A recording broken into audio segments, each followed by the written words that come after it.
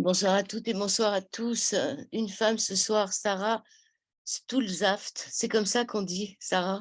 Oui, si vous voulez, on peut dire Stulzaft, peu importe, Stulzaft. C'est allemand, voilà. autrichien, Écoutez, alsacien? nous, on n'a, pas de référence, en tout cas au niveau de l'arbre généalogique, qui soit rattaché à l'Allemagne ou quoi que ce soit, donc on ne sait pas. Peut-être l'alsacien, je ne sais pas. Donc vous êtes, praticienne holistique, vous avez une Oui, formation en naturopathie, en relaxation, vous êtes professeure de yoga et plus spécialisée dans le yoga du son. Votre site internet, c'est Sarah-du-6 Vital Énergie tout attaché avec un Y à énergie.com, Vital Énergie, GY à la fin.com. oui, Et vous habitez toujours entre Lille et Valenciennes? exactement. Si on trace une ligne droite entre Lille et Valenciennes, je suis pile au milieu. D'accord. Et très tôt, vous avez eu une expérience, de maladie? Oui, j'ai été malade, très, très tôt, oui, dans ma vie, tout à fait. Et c'est ça qui vous a amené justement à vous occuper des autres? C'est fort probable, c'est fort probable. Oui, oui, oui. Je pense que, les expériences, on va dire ça comme ça parce que j'aime pas forcément le mot, épreuve, voilà, pour moi on vit des expériences, entre guillemets «négatives», en tout cas, dans le sens, peut-être difficile à vivre pour nous. À mon sens, on a 2 choix, soit, on en veut au reste du monde, et on se déverse, dessus, soit, ben, on prend l'expérience qu'on vit, on n'a pas forcément envie que ça se passe pour tout le monde de cette façon-là, et moi, c'est ce qui s'est passé. J'ai eu envie que ça se passe bien autour de moi, que les gens soient bien autour de moi, et j'ai vite ressenti aussi la possibilité moi-même d'être bien par ce biais-là. Voilà, j'ai assez rapidement trouvé des voies qui me permettaient aussi d'aller mieux, comme le chant, le son, qui a pas été cité, mais c'est moi je forme en sonothérapie, le son, la musique, le chant, ce sont des voies d'exploration pour moi, extraordinaires et vivement bénéfiques, hein, pour soi-même, et ben, du coup, il y a pas que pour moi. Ça a pas été une surprise de le découvrir, quelques années plus tard, en tout cas. J'ai eu de la chance dans mon pseudo, malheur, dès le départ, quoi, et j'ai pu aussi, du coup, expérimenter, ben, plusieurs voies parce que, j'ai été soignée, par la voie classique, hein, comme on dit, la médecine générale, l'artillerie lourde chimique, et cetera, et puis, ça m'a permis de prendre conscience de certaines choses, de les vivre profondément avant de conscientiser, bien sûr, hein. Donc, je suis passée par des épisodes, plus ou moins fâcheux, on va dire, au niveau, personnel et médical, et puis ça m'a permis d'élargir, on va dire, mon champ de vision, mes champs de recherche, pour moi-même, et d'en arriver, bah, là où j'en suis aujourd'hui, je pense, ouais, tout à fait, tout à fait. OK, vous avez écrit en 2022 La reliance sacrée à la nature selon Hildegard de Binden en 2022, ainsi Oui. que Booster votre énergie au fil des saisons, toujours en 2022, qui parle de médecine chinoise, de naturopathie, de yoga. Et là, on va plutôt aujourd'hui parler de votre dernier livre publié, Troisième œil et glande pinéale, le réservoir au secret, aux éditions Secret d'étoiles. Comment vous en êtes arrivé à aller vers Hildegarde de Binden? Oh, alors je ne sais pas dans quelle mesure les choses ne viennent pas à moi, d'où le livre d'ailleurs, 3 œil et glande pinéale. En toute honnêteté, je ne m'en souviens absolument pas. Je ne sais plus du tout ce qui m'a amenée, à elle, heu et vraiment, encore une fois, je pense que c'est plutôt l'inverse, quoi. Je me souviens pas du tout du 1er contact. Je suis désolée. Est-ce que est-ce que Je vous est-ce que vous vous êtes soigné avec sa thérapie? J'ai testé, bien sûr, j'ai testé pas mal voilà, de méthodes qu'elle prodiguait. Moi, j'ai principalement adopté sa vision, on va dire, du corps en général, de notre lien. C'est plus de ça dont je parle dans mon livre d'ailleurs, quoi. C'est plus sa façon de penser, moi, sa façon de vivre, sa façon d'être. Qui m'ont, interpellée, qui m'ont vraiment énormément plu, auxquelles, peut-être je me suis, momentanément, identifiée sans pour autant me proclamer, guérisseuse comme elle ou quoi que ce soit, hein, je n'emploie pas ces termes-là.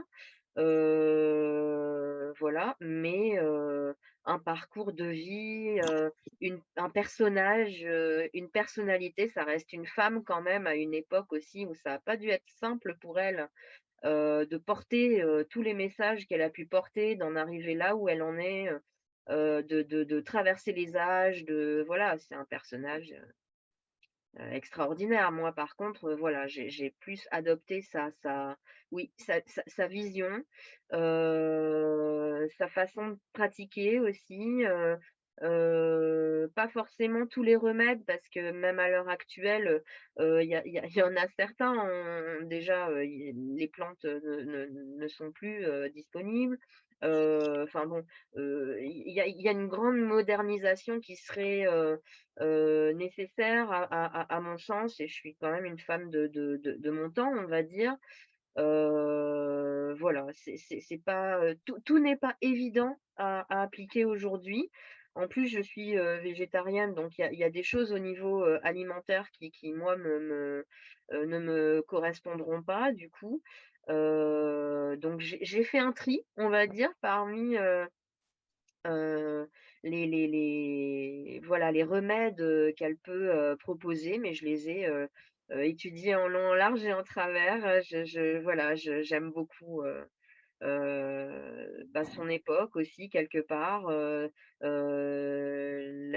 la vie qu'elle a eue à cette époque quoi. Ça me fait rêver, j'aime bien rêver Oui, donc puis voilà, il y mais avait beaucoup de chants, hein, chez elle. Il y avait beaucoup de ouais. chants, donc ça vous Tout à fait. rapproche. C'est moins connu, voilà, et il y a toute la part spirituelle, il y a toute la part, artistique, il y a toute la part, canalisation, il y a tout ce côté-là dont on parle toujours beaucoup moins, que de ces remèdes. Moi, il y a un côté fort chamanique aussi quelque part que j'ai retrouvé dans ce personnage. C'est plus tout ça moi que j'aime chez elle, vraiment et que je voulais honorer à travers ce livre, hein, parce qu'elle était quand même, heu, surconnectée. Voilà, comme on dit, vaut mieux s'adresser à Dieu qu'à ses saints, encore faut-il, savoir s'adresser à Dieu quoi, quand même, hein, donc là, elle avait, cette, capacité-là, ce don-là, c'est absolument merveilleux, tout ce qu'elle a tout ce qu'elle a pu prodiguer, tout ce qu'elle a pu avancer, tout a été, validé, confirmé, c'est complètement hallucinant quoi donc voilà, très intéressant à mon sens, ouais. OK, on y va sur le troisième œil et la glande pinéale. Alors, c'est cette fameuse petite pomme de pin, la glande pinéale qu'on appelle aussi épiphyse. Oui. Épiphyse, c'est moins connu, mais Oh bah là, c'est le terme, on va dire, plus, anatomique, scientifique. mmh. Donc cette petite pomme de pin universelle, que vous dites dans votre livre au départ, ça s'appelait cordarion, cordarion. Voilà, oui, ça j'ai tout bien expliqué, oui, oui, tout à fait. On trouvait ça déjà à Sumer, dans les mains des Anunnaki. Oui. Oui, oui. On retrouve en tout cas des représentations et un symbolisme, qui a traversé les âges et du coup, on a pu remonter jusque-là, oui. Et ensuite, après Sumer, on la trouve où? On la trouve, en Égypte, on la trouve, donc sur, des hiéroglyphes, on la trouve, enfin, sur des représentations, de divinités, On la trouve aussi, en fait, on la retrouve sous différentes formes, hein, pas forcément sous la forme de la pomme de pin, mais sa représentation et son symbolisme, a été quand même, divers, on va dire. Il a pris différentes, formes, heu et on le retrouve dans différentes civilisations et dans différentes traditions spirituelles, ouais. Oui, on voit tous en Égypte, l'œil d'Horus. Exactement, On voit aussi ce serpent qui est au-dessus de leur tête. Dans les Védas, exactement. on Ouais. les voit aussi dans les Védas, donc ce troisième, est-ce que c'est vraiment le troisième œil? Est-ce que c'est un mythe ou une réalité?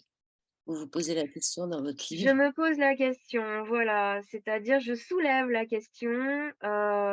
C'est vrai que c'est un terme, qu'on ne retrouve pas forcément dans tous les textes sacrés parce qu'en fait, moi, ce qui m'interroge, c'est que, souvent le terme troisième œil est associé ou rattaché à la culture védique. Sauf que, quand on s'approche de la culture védique, qu'on emprunte cette voie et que, on en étudie les textes sacrés, ce n'est pas un terme, le terme troisième œil n'est pas forcément rencontré. Donc moi, c'est plus par rapport à ça que je soulevais, l'interrogation sans pour autant, prétendre, pouvoir apporter une réponse. J'en suis désolée.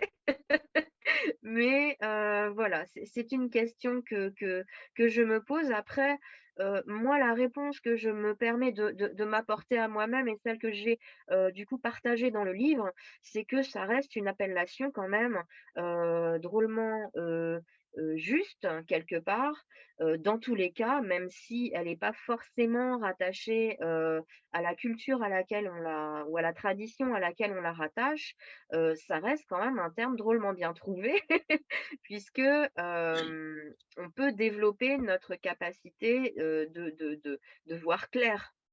Hein, comme j'explique, dans ce livre, de développer notre c'est le siège de notre intuition, hein, donc en plus, au niveau de son logement anatomique, on est au milieu, des 2 yeux, au milieu du crâne, et entre les 2 yeux, donc bon, il y a quand même quelque chose, d'assez, éloquent, je trouve, et en plus, si on rattache ça, comme on disait juste, avant, à tout le symbolisme et à toutes les représentations qui lui ont été rattachées, ben, pour moi, voilà, le terme a été, très bien choisi et en aucun cas, ça me dérange, moi, de l'utiliser ou de l'entendre, prononcer ou voilà, c'est juste, ce rattachement par rapport à la culture védique, voilà, Oui, alors qui pour justement, moi, c'est Ajna Chakra. On voit voilà, vraiment, ajna. on voit les hindous qui se mettent un petit point, Bidi, Bidu, je sais plus comment ça s'appelle. Bindi, oui, oui, Bidi, oui, tout à fait. qui se mettent un point là. Et j'aimerais bien Mmh. que, si vous allez à la page 38, si vous pouvez lire, parce que moi j'ai pas de voix en ce moment. Peut-être, nous lire ce que vous avez marqué dans cette petite histoire spirituelle à la page 38, en ce qui concerne Galien et qui est surnommé l'épicentre de l'illumination ou encore troisième œil. Oui, Elle a été introduite par le philosophe René Descartes en tant que siège de l'âme. Est-ce que tout à vous fait. pouvez nous lire le texte de Descartes, s'il vous plaît? Oui, bien sûr. Donc le texte de Descartes nous dit, dans donc ses œuvres philosophiques: «Mon opinion est que cette glande est le siège principal de l'âme et le lieu où se forment toutes nos pensées. La raison pour laquelle je le crois est que je ne trouve aucune autre partie du cerveau qui ne soit pas double, puisque nous ne voyons qu'une seule chose avec 2 yeux et que nous n'entendons qu'une seule voix avec nos 2 oreilles, et qu'en somme, nous n'avons jamais plus qu'une pensée à la fois, il faut nécessairement que les impressions qui entrent par les 2 yeux ou par les 2 oreilles et ainsi de suite, s'unissent entre elles dans quelque partie du corps avant d'être considérées par l'âme. Or, il est impossible de trouver un tel endroit dans toute la tête, si ce n'est cette glande. De plus, elle est située à l'endroit le plus convenable à cet effet, au milieu de toutes les concavités. Elle est soutenue et entourée par les petites branches des artères carotides qui emportent les essences dans le cerveau. Merci beaucoup. Donc elle est Voilà. située, on le dit, elle est située entre les 2 yeux ou un peu au-dessus des 2 yeux, on ne sait pas exactement.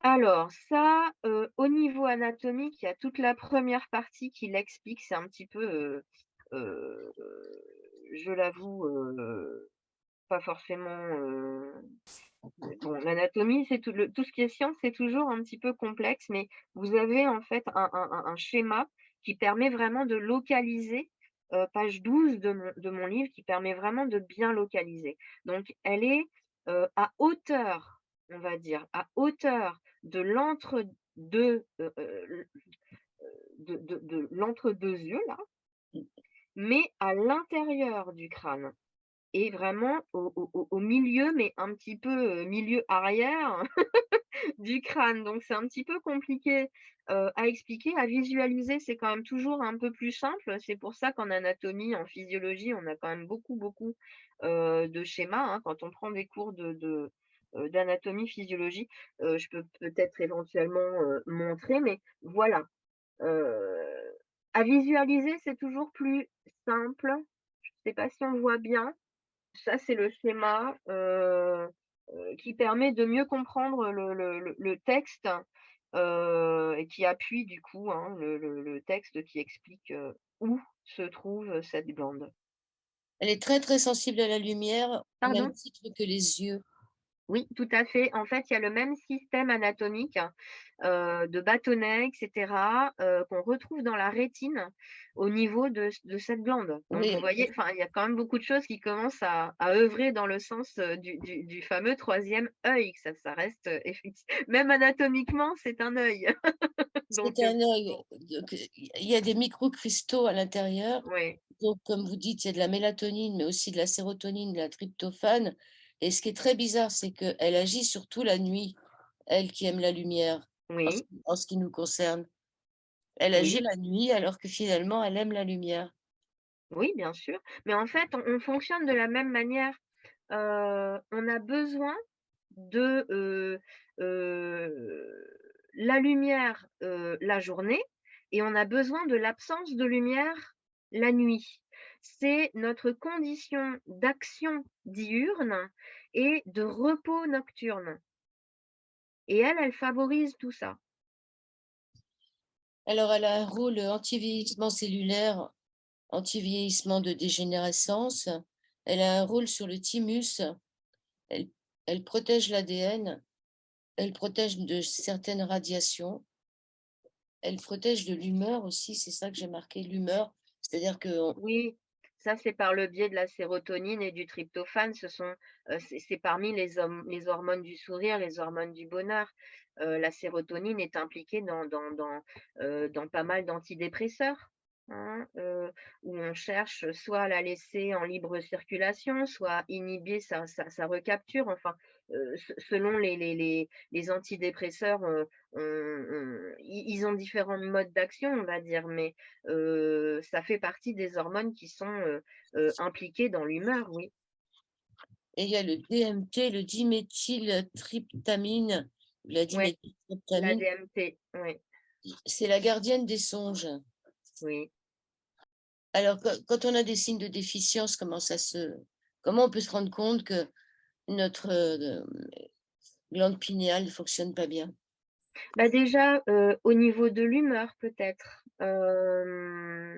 souvent, ça peut commencer comme ça.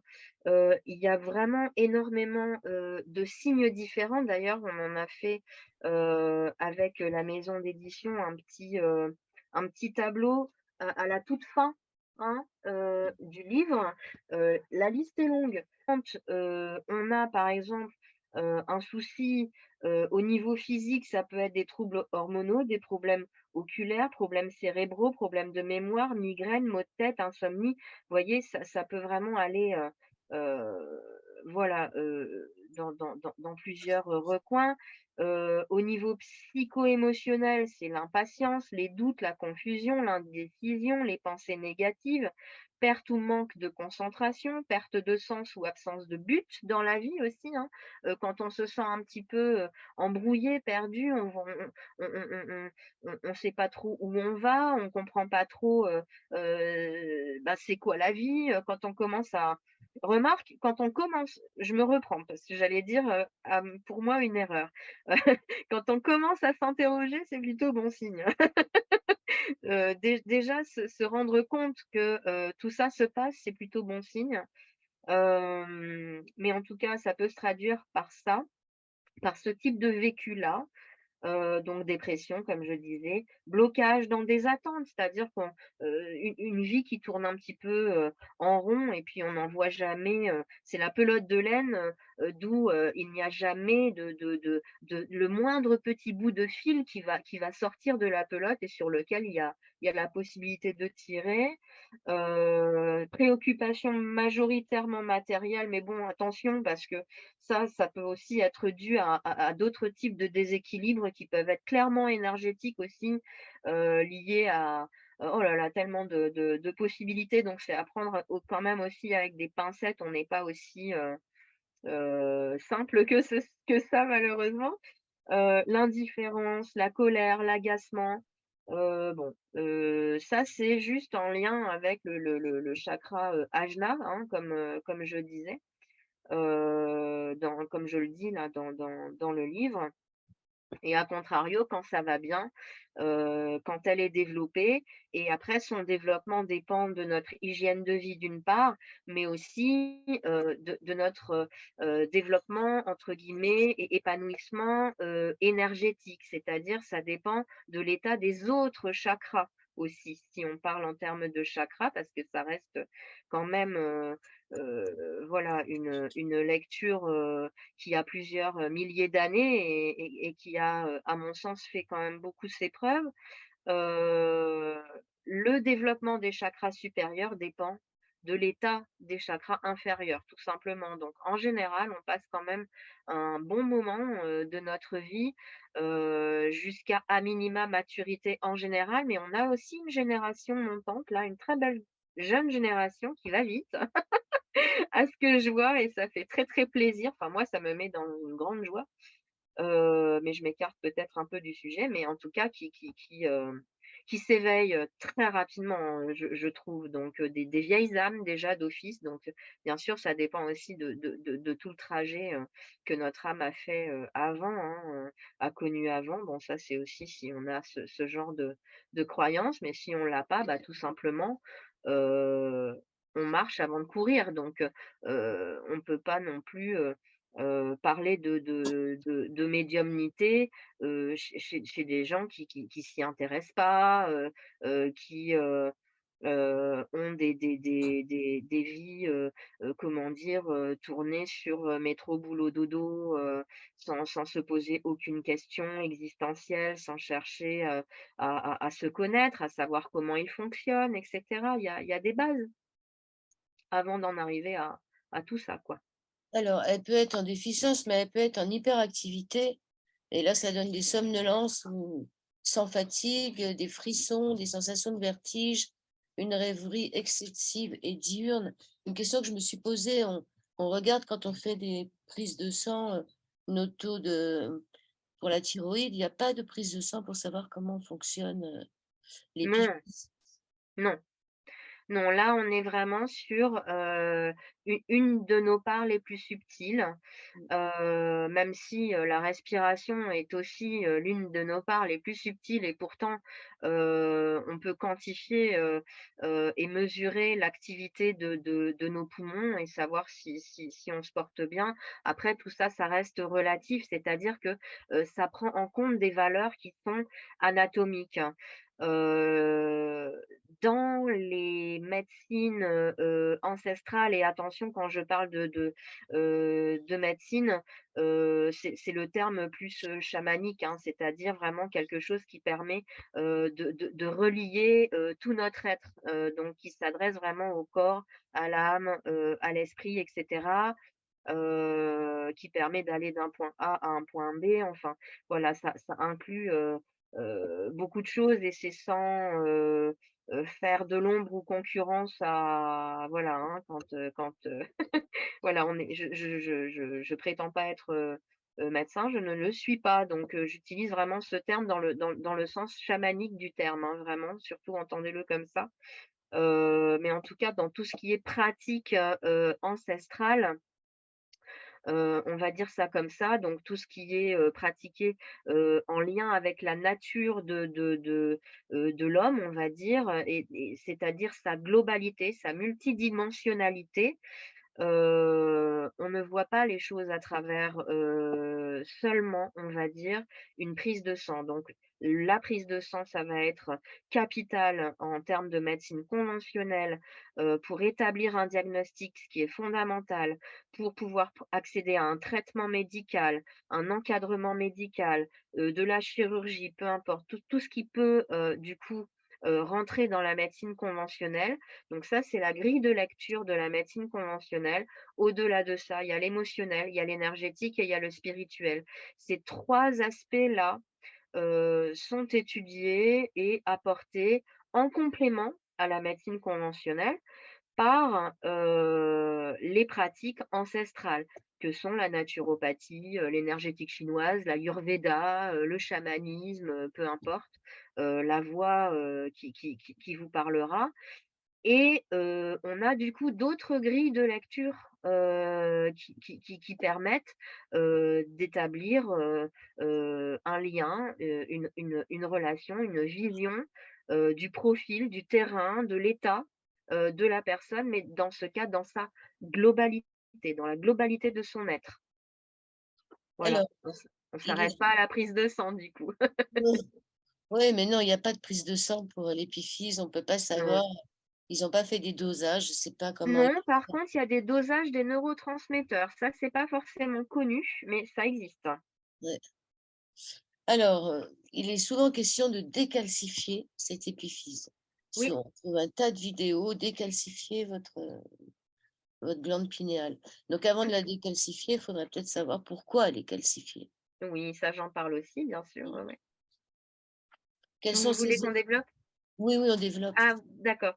Donc oui, oui, tout à fait. Donc ça, effectivement, c'est un sujet abordé. Ça me semble, effectivement fondamental puisque, encore une fois, si, c'est le même principe que qu'une quelconque, détox, hein. Ça peut vite être, ou de prendre une plante, quelconque, pour, un problème X ou Y. On peut vite se retrouver, dans un principe de pansement sur une jambe de bois si on va pas, à l'essentiel et si surtout on n'élimine pas la cause, de la problématique.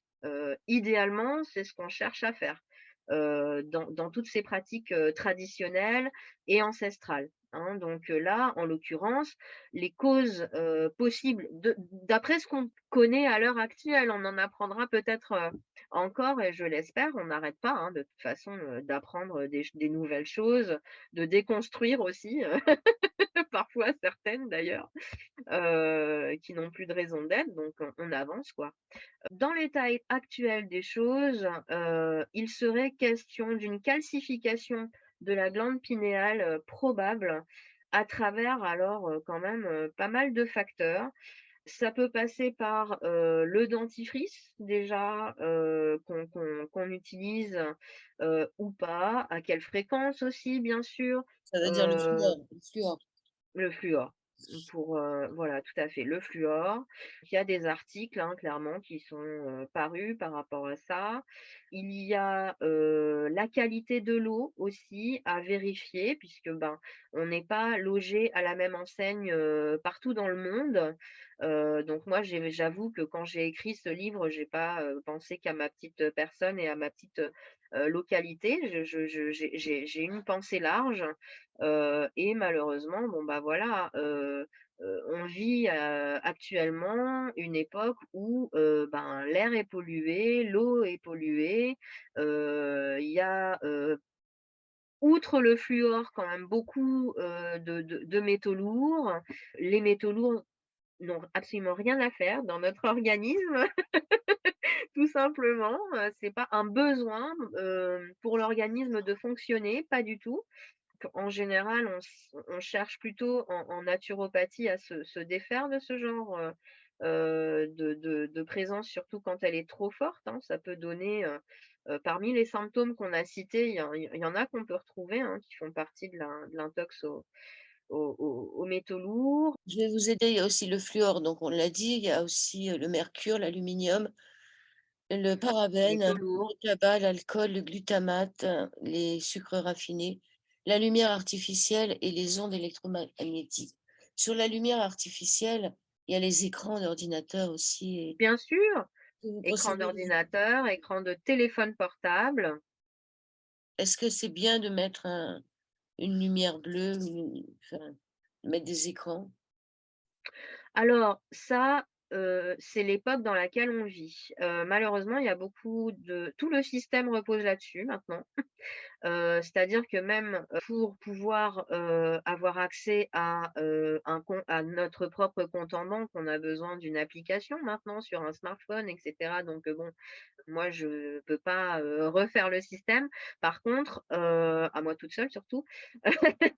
Par contre, je conseille de s'en protéger un maximum.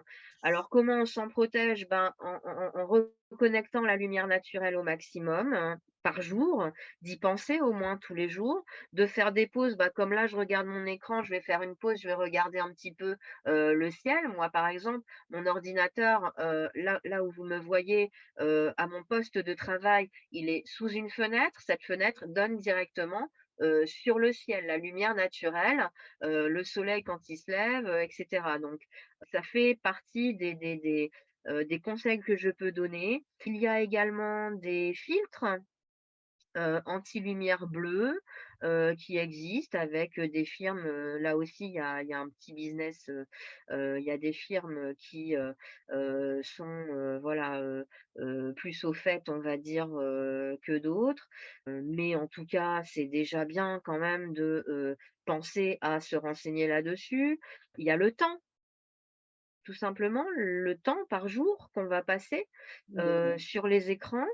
Le regard, ça se repose aussi comme le corps, comme le corps. Donc c'est vraiment trouver, ou tout faire, en tout cas faire de son mieux, faire son maximum, on va dire, pour, éviter la surexposition, hein, mais ça, c'est relatif pour tout le monde, hein. Il y a aujourd'hui aussi, des personnes qui souffrent, d'hypersensibilité ou de sensibilité ou d'ultrasensibilité aux ondes électromagnétiques. Il y a des gens, j'en ai rencontré, ça peut devenir extrêmement, lourd, à vivre donc mais tout ça, toujours, prévenir aussi, pas forcément en arriver, jusque-là et puis, bah, au pire, voilà, hein, si on en arrive jusque-là, il y a aussi des méthodes qui permettent de se protéger. Il y a les pierres aussi, par exemple la shungite, voilà, la tourmaline noire, il y a des pierres si après c'est chacun, encore une fois, on va me parler de croyances, mais personnellement, je ne crois pas, j'ai pas de croyance moi, je fais des expériences donc moi je ne peux que conseiller d'expérimenter. Pour moi, c'est ça le concret. Pour moi, une croyance, c'est abstrait et l'expérience, le vécu, c'est concret. Donc il y a peut-être des choses, qui vous conviendront pas, il y a peut-être des choses qui vous conviendront et qui vous feront du bien, hein, qui vous feront changer d'avis.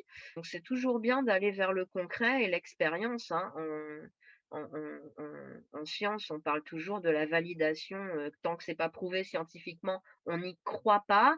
Bah, les sciences, qu'est-ce qu'elles font? Ben, elles testent, hein. Voilà, on Alors, expérimente. Donc voilà, si par votre expérience, vous ressentez que vous avez, une vue qui baisse, que vous avez une fatigue oculaire, que vous vous sentez, même, moralement, ça peut se sentir, hein, moralement, nerveusement, bah, électrique, hein, ben, vous y allez trop fort, c'est sûr. Donc déjà lever le pied, voilà. voilà, vous prévoir, peut-être, un certain temps, si vous êtes obligé de travailler, par le biais d'un ordinateur, d'un téléphone portable, bon, bah, j'en suis désolée. Moi, par exemple, bah, je suis passée à l'ancienne, hein. Voilà, j'ai un clavier relié par USB, je mets plus mes mains sur l'ordinateur, par exemple. Heu j'ai considérablement, très considérablement réduit mon temps d'utilisation de téléphone portable. J'ai des lunettes, si j'ai le droit de faire de la pub pour, de nommer du coup, Couvé. Alors c'est pas, voilà, l'esthétique, tant pis, hein, mais voilà. Donc j'ai ces lunettes-là pour quand je travaille, il y a j'ai des périodes, quand j'écris mes livres, par exemple, j'ai pas le choix. Je suis énormément sur l'ordinateur Est-ce et que ce sont des lunettes anti-lumière bleue? exactement, exactement et en plus, si vous êtes, heu Presbyte? myope comme moi ou presbyte ou peu importe, en tout cas que vous êtes porteur ou porteuse de lunettes, elles viennent par-dessus celles-là. Mmh. Donc il y a différents modèles. Moi, j'ai choisi celles, qui me permettent, de porter aussi mes lunettes, de vue. C'est la marque V-Glass. V comme Valérie, V-Glass. Voilà, c'est une firme française. Bon, on n'est pas Heu, sponsorisé par Veglas, mais on est tous intéressés par, justement ces donc moi je cherchais justement une solution pour les presbytes, de pouvoir avoir des lunettes, qui soient, avec, anti-lumière bleue et je suis pas ouais. évi on a beaucoup de mal à trouver des lunettes de presbytie anti-lumière bleue. Donc Bah, c'est c'est pour ça. Ça, pour moi, c'est une bonne, correction puisque vous gardez, le contact avec, le spécialiste pour, la correction, de vos verres, pour, la vue, de manière générale quand vous êtes dans la vie, courante ou au volant de votre voiture ou, peu importe. Et puis, ben, il y a cette option-là de surlunettes, du coup, pour les moments où, vous avez besoin de vous prémunir de la lumière bleue. Donc c'est vraiment spécifique, contre la lumière bleue. Ça a un petit coup quand même, mais elles sont, à mon sens, moi je sens vraiment la différence. donc on ça serait bien de se coucher plus tôt, vous dites, et de dormir dans le noir aussi. Bien sûr. Bon, il y a des choses en phytothérapie, par exemple, huile essentielle d'hélicryse, de menthe, de rose, de sauge. La méditation aussi, ça peut aider. Alors tout ça, oui, ça c'est dans le sens, du développement, on va dire, de, la glande pinéale et son entretien. Une fois qu'elle a été nettoyée, Oui, de préférence. Le yoga, oui, bien sûr. avec la posture du diamant, avec des mudras, avec, la respiration, Mais heu, même la pratique en elle-même, hein, d'ailleurs, ouais. hein, la pratique en elle-même, si vous tombez sur, bien sûr, un yoga qui respecte la tradition, donc ça, c'est quelque chose aussi qui est pas toujours, évident actuellement et en Occident et d'ailleurs, même, en Inde, hein, maintenant, c'est pareil, hein, tout a été, bon, en tout cas, si vous tombez sur du yoga traditionnel, le yoga de base, ça veut dire union. Donc c'est vraiment, une façon de, réunir le corps, l'âme et l'esprit. Tout ce qui peut aller pour faire clair, en fait, tout ce qui peut aller dans ce sens va forcément, vous élever vibratoirement. Tout ce qui peut élever vibratoirement va forcément élever votre niveau énergétique. Si votre niveau énergétique grimpe, bah, plus ça va, plus vous allez finir par arriver à ce niveau-là, au niveau de ajna et vous allez pouvoir développer, d'autres, capacités extrasensorielles. OK. Donc, vous avez aussi dans votre livre des pratiques chamaniques, des plantes, sacrées. Vous parlez de l'ayahuasca ou l'art de ramper vers la lumière. Vous parlez du tabac sacré, des champignons, du son Oui, avec le travail du tambour et la voix. Et oui. en conclusion, vous dites que dans quelque temps, vous ferez un recueil de pratiques spirituelles simples. Où est-ce que vous en êtes? Il est écrit, il est rendu, il est en train d'être imprimé et il va bientôt sortir. Il s'appelle «Sacraliser son quotidien». Donc c'est vraiment pour reprendre, des pratiques, qui sont, devenues peut-être, automatiques aujourd'hui, que tout le monde pratique, forcément. Hem et puis d'autres que peut-être on pratique moins, mais que du coup j'invite à réintégrer dans le quotidien parce qu'elles sont assez, simples, accessibles, à tous, pas forcément onéreuses du tout et cetera, voire même gratuites et qui font partie en fait, qui peuvent être en tout cas, reliées au sacré dans le sens où elles sont pour la plupart rattachées, à des traditions, ancestrales et à des rituels cérémoniels, spirituels et cetera, ancestraux. Mais on le fait maintenant machinalement, inconsciemment et du coup, j'avais envie de remettre, voilà, de leur remettre leur titre de noblesse aussi à ces pratiques-là, voilà. Le lavage de mains, par exemple, le fait d'être en contact avec l'eau, voilà, l'eau, c'est une médecine, hein. Voilà, c'est un remède, aussi, hein, en soi. Voilà, c'est rattaché à beaucoup tellement de remèdes ancestraux et de rituels, spirituels, voilà, j'en parle, pas mal. Fait que vous vous appelez Sarah Stulzaft, Suzard, parce que le livre s'appelle Le troisième œil et glande pinéale aux éditions Secret d'étoiles. Vous dites que c'est pas pour lui dresser un tapis rouge à ce troisième œil ou glande pinéale, c'est mais quand plutôt, même. plutôt un indigo au-delà des cieux. J'ai trouvé ça joli. Ouais. Un indigo au-delà des cieux. Mmh. Ouais, vraiment parce que, moi, c'est ce qui me permet d'être là aujourd'hui, je pense. Donc après, voilà, toute la partie chamanique, c'est plus un partage d'expérience. C'est pas forcément, comme je l'ai bien expliqué aussi, un encouragement à consommer quoi que ce soit ou à expérimenter quoi que ce soit. C'est un partage, d'expériences, toutes les huiles essentielles et cetera. Tout ce qui est dans pratico-pratique, et expérimentable de dans le livre, ben, je c'est ce que moi-même j'ai pu, voilà, vivre, vibrer, expérimenter sur mon chemin. Et j'avoue que, voilà, c'est quand même extraordinaire de se sentir, relié à si grand, de ressentir, en fait, au-delà du troisième œil, il y a encore cette porte-là dont je parle aussi Oui, dans mon livre. Shana. Bah oui, qui permet donc la fontanelle, qui permet c la reliance, directe, au divin, et c'est ça. Et j'avoue que ça, avancer dans cette lumière-là, ça change la vie, clairement. Donc moi, c'est un peu, mon offrande, ce livre au reste du monde avec l'espoir que, beaucoup de gens vivent ça.